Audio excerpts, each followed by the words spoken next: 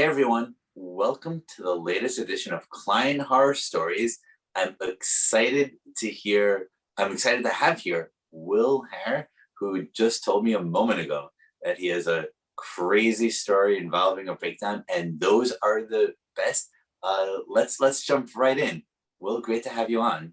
Excellent. Yeah, Morgan, thanks for having me. I'm super excited to be part of your PPC group, and it's been just great. Mind trust, if you will, a lot of information shared. And when you were looking for other agency owners who have some horror stories, I had one that immediately came to mind because anybody who's done a little bit of time in the game know that you don't always know you have a bad client until you have the bad client and you kind of go through that learning process. And I will tell you that there are definitely some red flags in this story. And if I go through the sales process or any point, we start to see these red flags.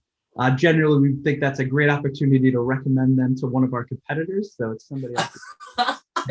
But this is great. Well, let's articulate the red flags as we notice them in the story, or perhaps at the end. And by the way, I love your strategy. I never thought of it before, of likely horror clients recommending them to your competitors. It's definitely the way to go about it, because if it's not gonna, there's nothing worse. Like I know, like with a lot of young agency owners, it's about that revenue, but you'll learn what your hours are worth, and it's better to take that time and invest in sales and find the right client than it is to take on a BS client.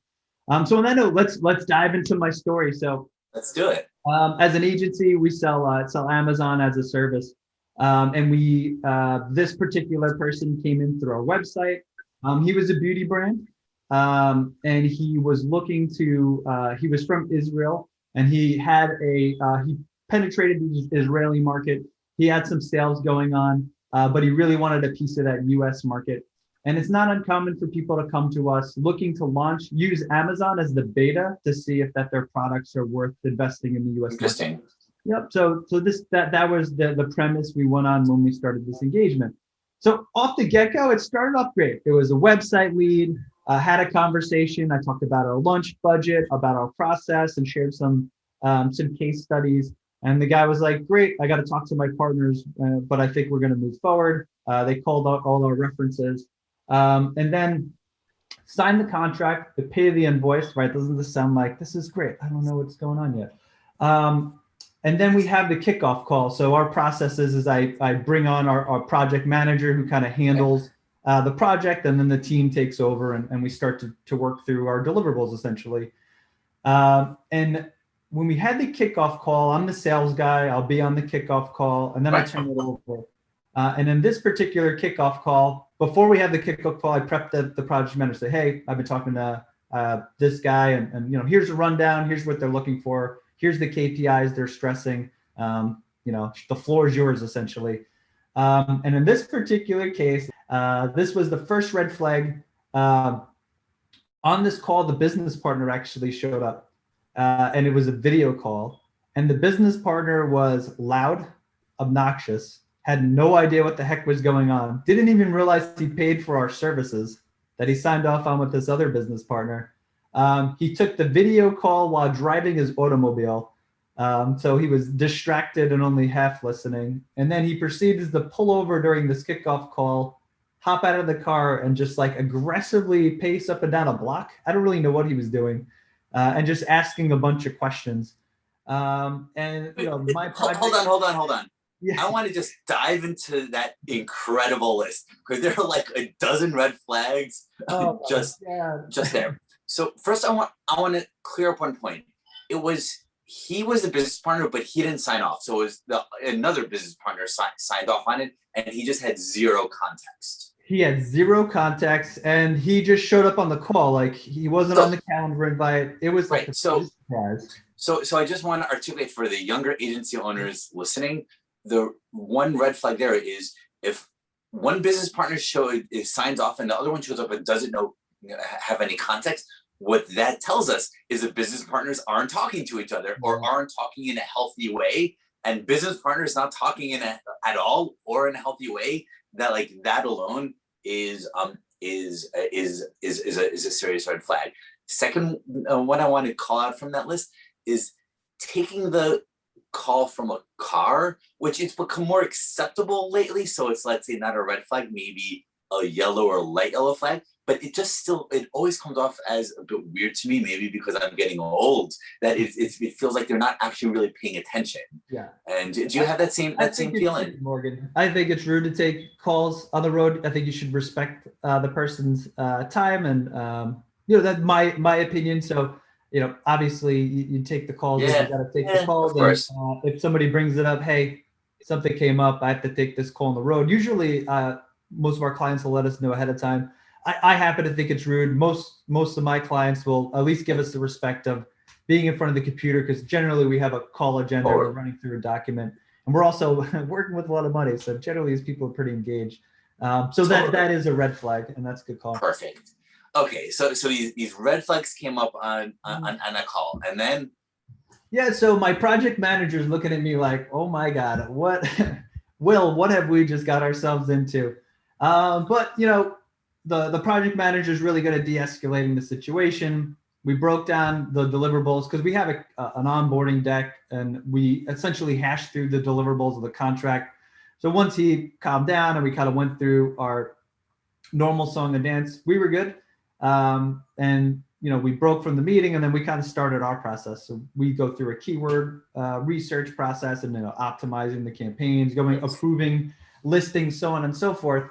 And so some time goes by, and what we started, another red flag was that the guy who was kind of out on his own, he actually was the business owner. So while he had a partner, he was majority business owner. And the one that was in the car is the majority one. Yeah, the one that it was in the car was the majority business owner. And what we learned essentially was that this particular person can be difficult to work with. So he started to use our project manager as his confidant, and he was just talking smack about his two other business partners a lot. And he would CC us. So I'll go into it. So he's CCing us on these emails, and it got to a point where we were part of the entire conversation, and he started to get kind of rude, where he essentially fired his business partners and took over. So over the course of 3 months, which is our normal period to get everything to the point where products are on Amazon, we went from working with this team to him firing the entire team, and us working with this wacko is essentially what happened. Well, okay. So wait, hold on. This is all gold. This is great. You just go too fast. We don't work with people like this anymore, to be clear. It sounds like a great move. So there are a couple of parts to unpack there that I think are good to call out attention to. On the positive side, it speaks very highly of your project manager that he or she turned into his confidant, because a good part of a good business relationship is building the trust. And when they're completely open with you, then you can really understand what's happening. So whoever your project manager is, I want to hire her. Not for sale. You did a good job hiring her. But what's also interesting is him talking smack to her about his business partners, because that's a subtle red flag as well. Because what a younger version of me thought is that they say, wow, when I would hear people I work with speaking terribly about others, a younger version of me would think, wow, I'm so competent and I'm so good. He's very happy with my work. I'm doing a great job, and I'm not like those people. While what experience has taught me is when someone is obnoxious and insulting about this person, it always turns to you, and every single time. So him talking smack about the others is alone another huge red flag. And that's really funny, because that's something I remember going through it. Myself and the project manager said, when you're in his good graces, but at the same time, what is he saying behind our backs? Is he not happy with us? And if he's going to do this, we're business partners, we're building a chemistry, but it's still a work relationship. I don't know him like we're going out and getting drinks. Great. Okay. Now, by the way, I like your way of saying it.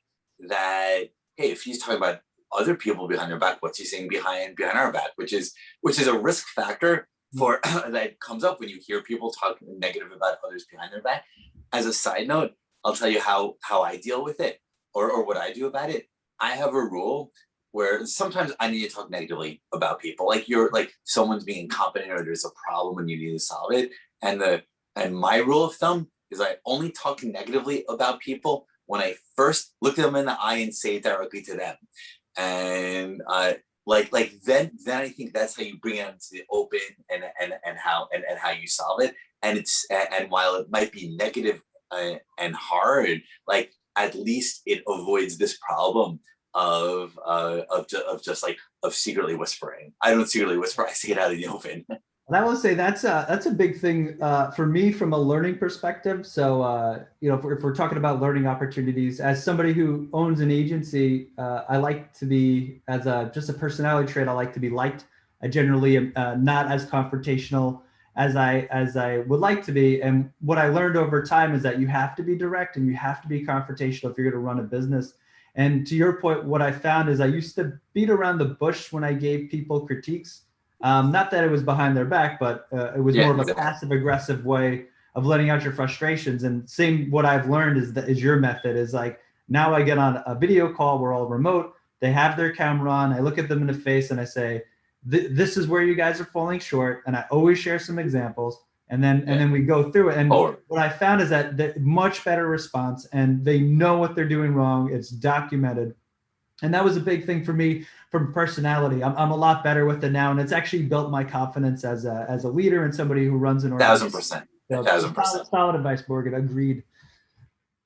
So great. So now with that learning shared, let's get back on track to the story. What happens next? So he slowly fires all his partners, and then it's just us essentially. So I have to. The reason I bring up some Amazon stuff, I kind of have to explain to you some of how Amazon works. You understand how we got into the situation we got into. So, there's multiple types of sellers who sell on marketplaces, and the sellers we work with are brand owners. They're trademarked and they own the brand. And it's just a different set of strategies that goes into building a brand presence on Amazon versus a reseller who wholesale arbitrage. Like it's just a different strategy and there's nothing wrong with either type of business. My business happens to service brands. It's just what we specialize in. And it's part of the sales process. So when I have this conversation with the point of contact, when we did the initial sales, the first things we bring up, are you the brand owner?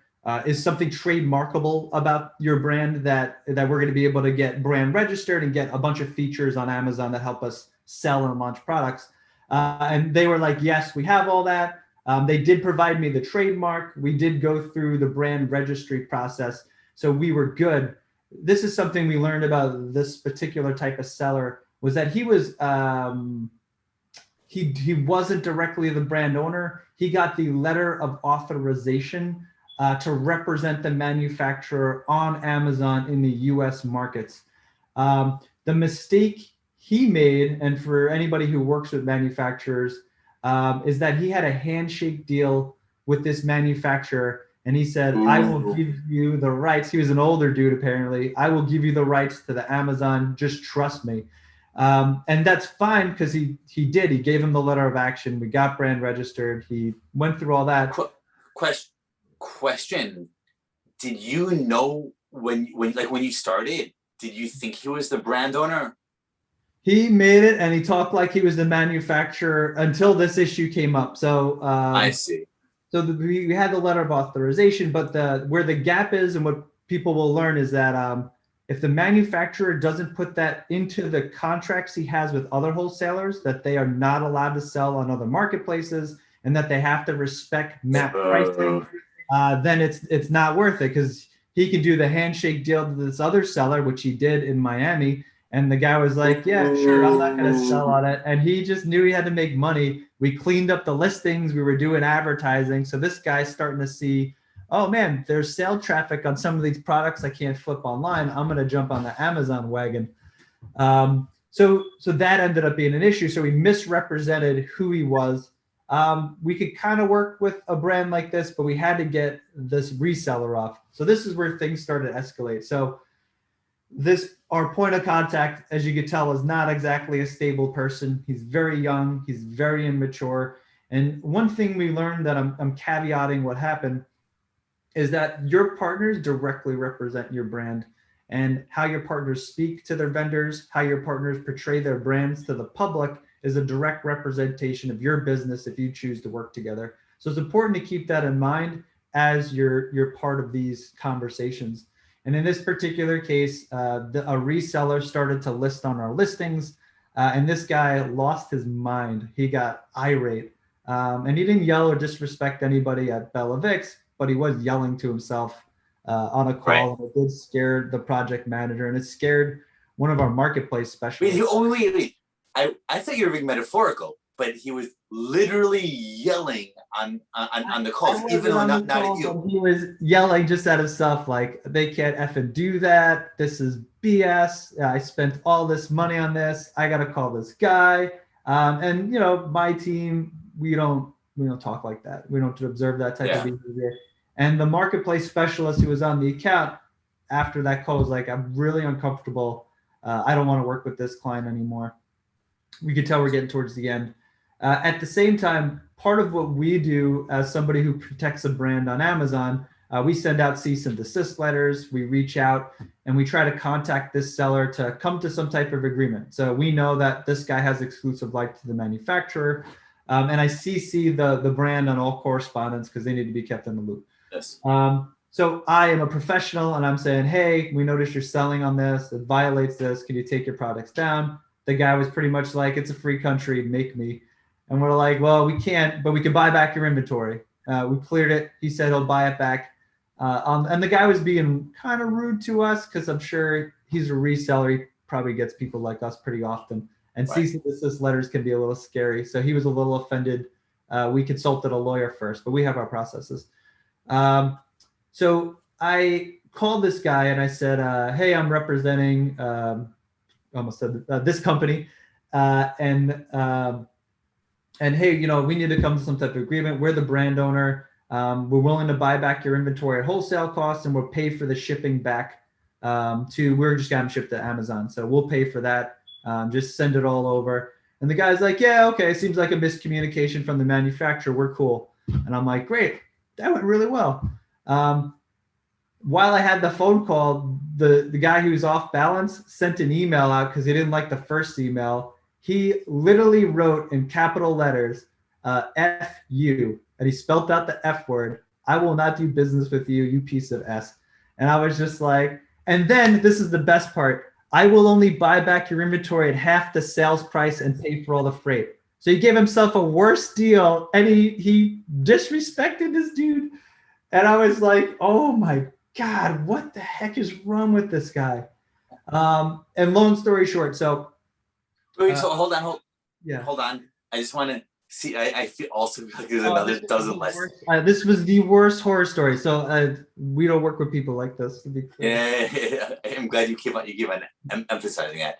So a couple of thoughts. One, wow. Two, this actually might be the worst one of these podcasts so far. What we do at BellaVix, I guess. Yeah. Second comment I want to make is in the power of controlling your emotions.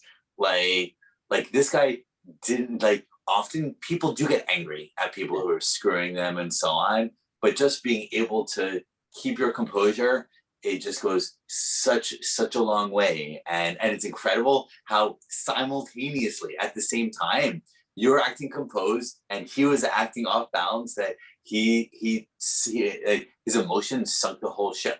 Yeah. And it goes to one of my I don't know, life mottos, if you will, like love and kindness will go further than revenge or inflicting pain on somebody else. So I'll tell you how we ended this story, but keep that in mind. Actually, wait, before the end, I have one other question. You alluded earlier to the fact that he was young. How old is he?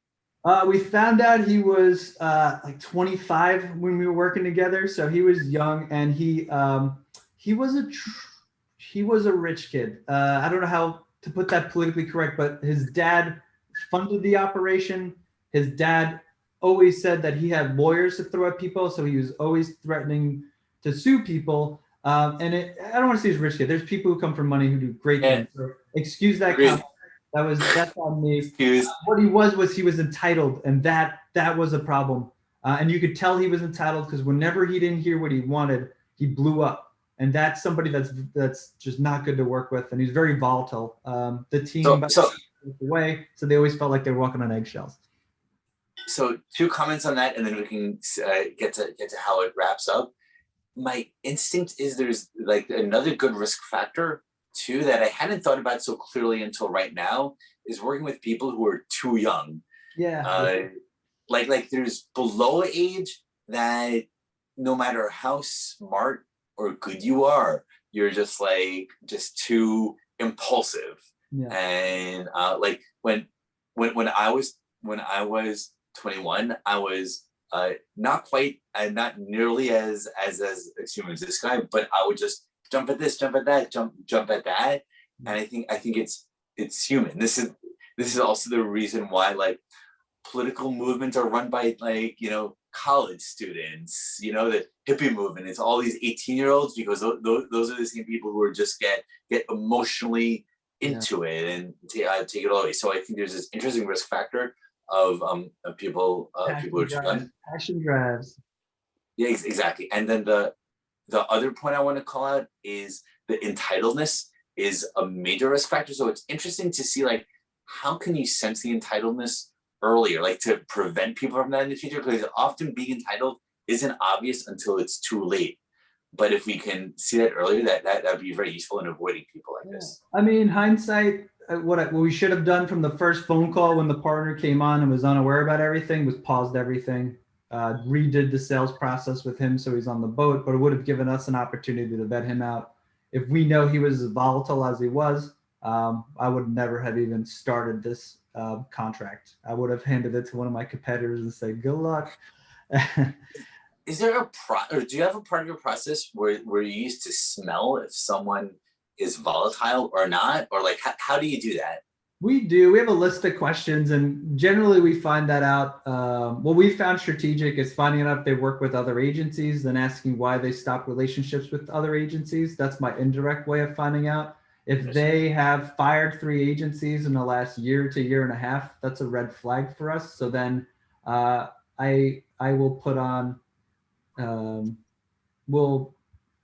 we put on a tax for people we think might be difficult so that we know the situation we're getting into, that we're going to have the proper margins. And at the end of the day, if this person's difficult to work with, we set the price for working with difficult people because I mean they're going to eat resources. So by the way, both of those are great suggestions.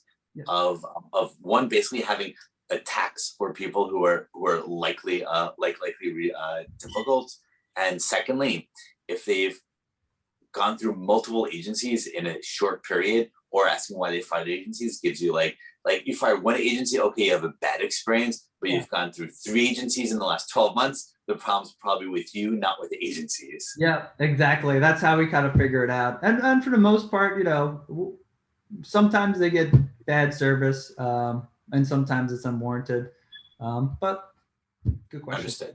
So, okay.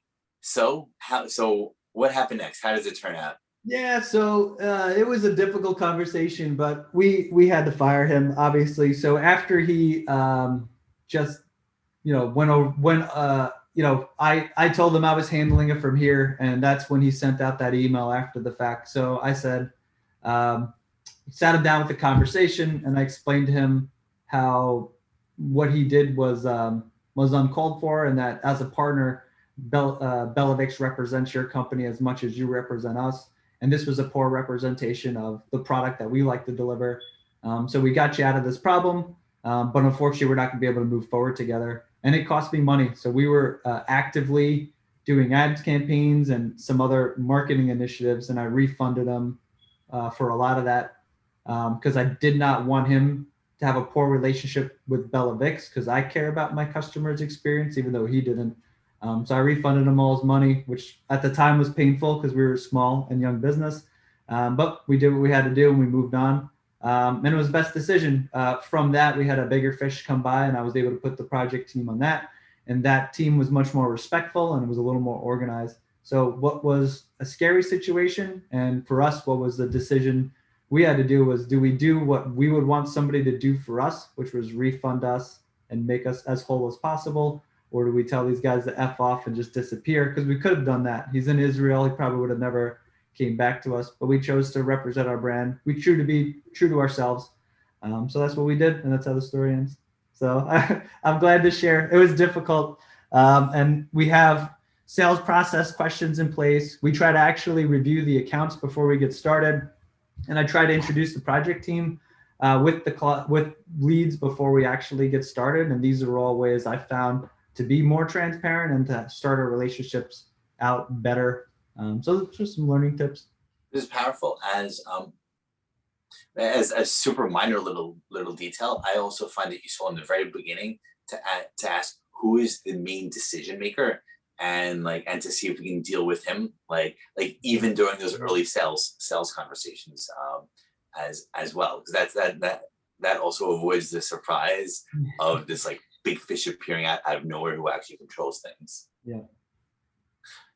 Well, this was a great story. So it's a young podcast. We've had under 11 episodes, but I think this might take the cake for the for the crazy stories. I'm not sure it's a record that you want to have, but no, not necessarily. But if you guys could learn from it, it helps the community. I'm super happy to contribute. At the end of the day, we all make these mistakes. I am still learning. I'm still bettering myself. So if somebody comes by and can drop some knowledge bombs on me, I appreciate it. So thanks, Morgan, for the platform and the opportunity. I know you're young, but I'm setting the bar for you. And reach out. Of course, I'm on your Slack group. You guys can anytime and badger me with questions if you'd like. Sounds great. This was a great story. Thank you for the story, and thank you everyone for listening. Bye, guys.